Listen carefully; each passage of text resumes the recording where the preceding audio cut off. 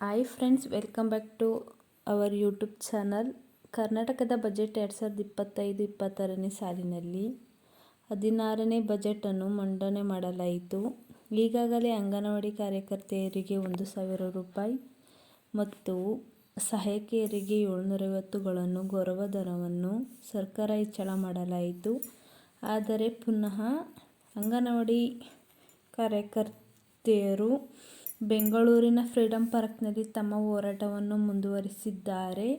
ಇದರ ಅಂಗವಾಗಿ ಲಕ್ಷ್ಮೀ ಹೆಬ್ಬಾಳ್ಕರ್ ಬೆಂಗಳೂರಿನ ವಿಧಾನಸೌಧ ಕಚೇರಿಯಲ್ಲಿ ಮಹಿಳಾ ಮತ್ತು ಮಕ್ಕಳ ಅಭಿವೃದ್ಧಿ ಇಲಾಖೆಯ ಅಧಿಕಾರಿಗಳ ಹಾಗೂ ಅಂಗನವಾಡಿ ಕಾರ್ಯಕರ್ತೆಯರು, ಸಹಾಯಕಿಯರ ಸಂಘಟನೆಗಳೊಂದಿಗೆ ಸಭೆ ನಡೆಸಲಾಯಿತು.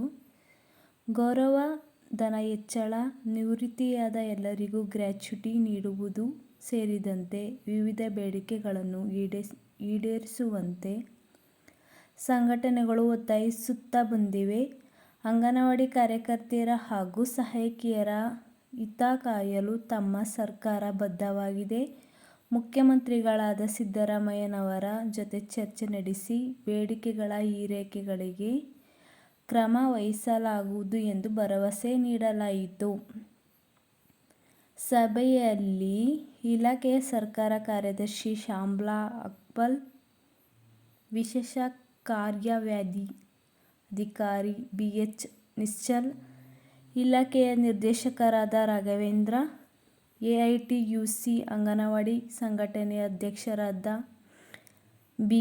ಅಫ್ಜಲ್, ಪ್ರಧಾನ ಕಾರ್ಯದರ್ಶಿ M. ಜಯಮ್ಮ, ಅಂಗನವಾಡಿ ನೌಕರರ ಸಂಘದ ರಾಜ್ಯಾಧ್ಯಕ್ಷರಾದ ವರಲಕ್ಷ್ಮಿ, TUCC ನೇತೃತ್ವದ ಅಂಗನವಾಡಿ ಸಂಘಟನೆಯ ಅಧ್ಯಕ್ಷ ಶಿವಶಂಕರ್, ಪ್ರಧಾನ ಕಾರ್ಯದರ್ಶಿ ನಾಗರತ್ನ ಸೇರಿದಂತೆ ವಿವಿಧ ಸಂಘಟನೆಯ ಮುಖ್ಯಸ್ಥರು ಉಪಸ್ಥಿತರಿದ್ದರು ಮತ್ತು ಅವರ ಬೇಡಿಕೆಗಳನ್ನು ಆದಷ್ಟು ಈಡೇರಿಸುತ್ತೇನೆ ಎಂದು ಲಕ್ಷ್ಮೀ ಹೆಬ್ಬಾಳ್ಕರ್ ರವರು ತಿಳಿಸಿದ್ದಾರೆ.